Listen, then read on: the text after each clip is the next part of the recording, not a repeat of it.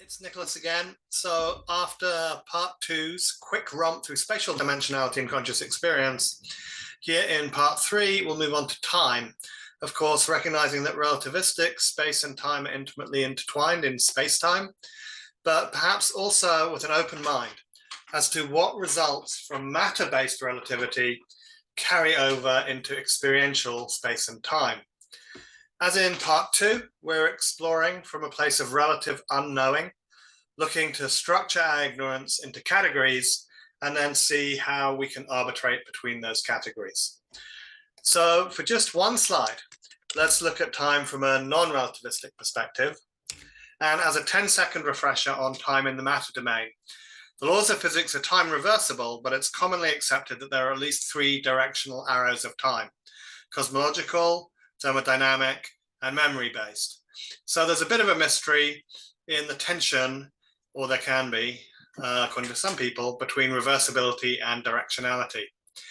Now, although it's perhaps overly simplistic, one way to think of non-relativistic time is simply as an index for ordering snapshots of spatial configurations. This simplification is based on there being a movement we can call a clock, although we could use pictures of the relative locations of the planets and stars for that. In any case, to introduce the fundamentals of time in relation to conscious experience, let's return to the point from part one that we don't know when experience occurs relative to brain activity. Even if we make the assumption that experience occurs the instant that its computational or encoding prerequisites are completed, there's still a delay beyond the time of flight delay for light to reach the eyes between physically observing an event and experiencing it. So for example, the conscious experience of a clock when the clock reads 3 o'clock may occur as late as 3 o'clock plus 250 milliseconds, say, even under the assumption of maximal simultaneity of physical events and experiences of them. And so finally, in this very brief scene setting, warm-up, notice or recall that spatial and temporal coordinates differ in an important way, which is related to part four's exploration of time as a movement. There's apparently an unavoidable movement through temporal coordinates, whereas there seems to be freedom regarding movement or non-movement with respect to spatial coordinates. So moving now to the relativistic case, the elementary and pivotal warm-up point is that a relatively moving clock advances more slowly as compared to clocks at rest. Of course, in the rest frame of the moving clock, it's those original rest frame clocks that advance more slowly. That's why it's called relativity, folks. Now, I'm sure I'm not the first to have had this thought, although I haven't seen it explicitly elsewhere as far as I can recall. It suggests that the physical fundamentals may not actually be space and time, but non-movement, which could be identified with space, and movement. Then that movement expresses, again, as a seemingly inexorable movement of time, but then movement in time is reduced if the fundamental movement is also used to move in space. Now, of course, even if there's anything to this intuitive picture, it's far more subtle than presented in this crude form, because again, what counts as movement is always relative. Nevertheless, it is apparently from this one fundamental movement picture that we get relativistic spacetime. In non-relativistic theory, space and time are unlinked and distinct. In the relativistic case, space and time become linked, a linkage which we can explain by understanding movements in both space and time as deriving from that single underlying source. Of course, this isn't the typical way of understanding the mixing of space and time in a special relativistic metric, which is usually derived in elementary presentations from the constancy of the speed of light in all frames. However, this constancy too can be related to the idea of one fundamental physical movement by seeing light as already maximally expressing that movement so that its speed can't be increased in any way. In any case, with this somewhat unconventional opening in place, let's look in a somewhat more conventional way, in a little more detail, at conscious experience in a relativistic space-time setting. Because special relativistic consistency is the most precise and pervasive fundamental requirement for all science. The first thing to do for any theory of conscious experience is to get special relativity right. So we'll do this in three related parts. The first thing we have to do is to disambiguate what is surely one of the most unfortunate terminologies in physics, namely the use of the word relativistic observer to describe a co-moving set of rulers and clocks. Textbooks are full of language like a fast-moving observer would see and so on. But an observer and an experiencer are two completely different things. What an observer would measure or assign coordinates to is not necessarily at all the same as what an experiencer would see. And there's considerable and crucial theoretical uncertainty about that experiential seeing. The distinction is easiest to see in the point-like idealization of a human experiencer, which of course is an idealization that most relativistic textbooks assume, given that they're typically concerned with cosmological length scales. But when we treat human brains as spatially extended, we're still going to need to be clear that experiencers and so-called observers aren't the same. But our theories of experiences will now, in the spatially extended case, need to take into account the fact that different relativistic observers assign different simultaneities to events, including brain dynamical events. So this is pertinent because the relative timing of brain dynamics influences the relative timing of experiential contents, at least under the default assumption that experiential contents co-occur with corresponding brain dynamics. So then our third relativistic consideration is somewhat orthogonal to the first two, which concern the temporal ordering of the contents of experience, regardless of our spatial theory. This third element focuses on co-located representationalism as a spatial theory category, a specific category, and starts with the observation that painting of distant objects with experiential images seems to require signal propagation that's faster than light speed.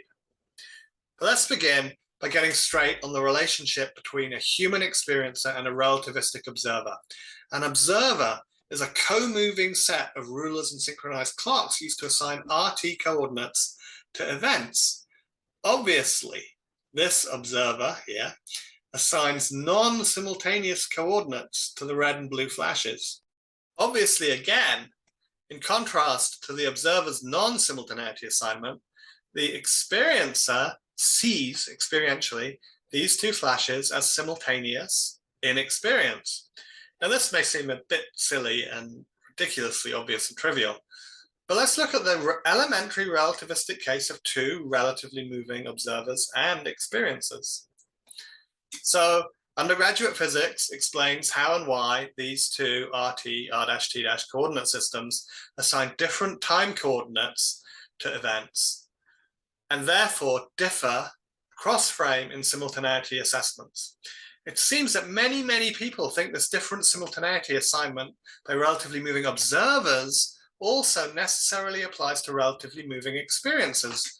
For example, Roger Penrose seemed to suggest this was his understanding at one point. Now, actually, this may or may not be the case, depending on which relativistic theory of experience pertains, as we'll see. But it's really kind of trivial to see that observer simultaneity doesn't determine simultaneity in experience for the point-like simplification of an experiencer. The fact that moving experiences don't necessarily inherit the wildly differing temporal assignments of moving observers also holds in the non-point-like case, as we'll see. It's just that the more realistic treatment is a bit more complicated. But look, for the point-like case, experience just depends on signals received at a point. And they're obviously the same for both relatively co-moving experiences, quite obviously, apart from Doppler shift. Okay, so now what about the more realistic spatially extended brain? Here, we have two sets of alternating colored flashes, and the circles show brain activity that encodes red or blue on the right and left sides of a spatially extended brain. This is time going this way. Neglecting further processing delays and making the simplifying assumption that experience is simultaneous with encoding, in this frame, we get that experience will look, unsurprisingly, like this temporal sequence just the same as the flashes, but a clock cycle later because of time of flight. Now, what about another moving frame? What matters is the simultaneity assignments for brain dynamics, because those are what drive simultaneity in experience. Now, because brain activity simultaneity assignments differ in this frame from the brain rest frame, apparently the contents of conscious experience should differ in this frame too. But this surely is a contradiction. Conscious experience is a natural phenomenon and it shouldn't vary in different coordinate frames. It can't be that one frame has blue and red occurring together, whereas the other has red and red and blue, so forth. Because the actual experiences presumably only having one set of experiences, not a variety of experiences derived from different frame descriptions. So we get experiential simultaneity differences across frames for the non-point-like case, but if there's only one actual simultaneity amongst the many possibilities, the questions then arise: which is the actual simultaneity, and how does nature choose the corresponding frame out of all of the possibilities? So let's look at this same issue, but now from the perspective of two relatively moving brains rather than two frame descriptions of one brain. So one suggestion might be that the brain dynamical simultaneity frontier that's used to determine experiential simultaneity is set, say, in a frame that's at rest with respect to the center of mass of the brain. Then we potentially have as many special frames as there are brains. Alternatively, there could just be one special frame that all brains use to determine simultaneity for experience, which I've called a cosmic frame and drawn in between the red and blue simultaneity frontiers here, although of course it could be equal to either of them or lie to one side or the other with limits in actuality. So one takeaway here is that whichever solution nature adopts, the laws of physics seem to need to contain explicit Lorentz transformation adjustments to maintain experiential simultaneity across frames. So in this case, physical law needs to include velocity of the center of mass of each brain in a given frame, so that adjustments can be made if that velocity isn't zero. And then over here, laws need to track the velocity of the cosmic frame as seen from the description frame, again, so that adjustments can be made. So, however, there is one class of theory that avoids all these ad hoc Lorentz transformation adjustments to physical law. And that is our old friend, the sixth spatial dimension theory with physical structure connecting brain and experiential locations. N theory, which we met earlier, is a specific example of this class with some other features, which I won't talk about here. Now, because R and ρ subspaces are orthogonal in these theories, experiential simultaneity is immune to velocities in R space, and R space velocities are what special relativity is all about. So these kinds of proposals don't need explicit Lorentz transformations to be written into physics to stabilize relativistic invariance of experience. So that wraps up our whirlwind tour of relativistic simultaneity in relation to the contents of conscious experience, covering two topics. First, a careful distinction between experiences and observers, or what I prefer to call frames, and then a careful analysis of the relationships between experiential simultaneity and frame simultaneity when we treat brains as spatially extended. Now we're going to turn to our third topic, which concerns the painting of objects with experiential images in co-located theories, where the image occupies the same spatial location as the object it represents. Now, as we'll see, co-located painting presents some unique time-related problems at cosmological scales. So let's look at conscious experience of the star Alpha Centauri, which is about 4.3 light years from Earth. So obviously it takes light 4.3 years to reach us from Alpha Cent. But now consider angle brackets Alpha Cent, the conscious experience of that light in a co-located theory. So if the propagation of painting signals takes place at light speed 2, we'll see the image of Alpha Centauri in a location above our heads about 4.3 years after we look up at the night sky. That happens here. But obviously, this is counterfactual to actual experience. So the obvious solution, although there are others, suggests that greater than speed of light painting propagation, which need not lead to causality problems, notably if conscious experience is a sort of passive movie with no influence on matter. So just cranking things up a level, let's now add in Alpha Canis Major, also known as Sirius, the dog star, at a distance of about 8.6 light years.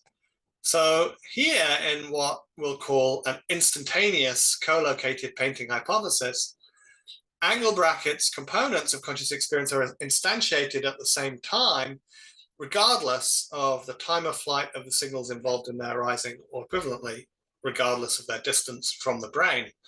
So this subjectively appealing solution creates a frame invariant simultaneity, meaning that whatever frame these multiple simultaneous painting, spatially separated painting events take place in, their simultaneity must be preserved in every frame, even those that see fundamental physical simultaneity differently.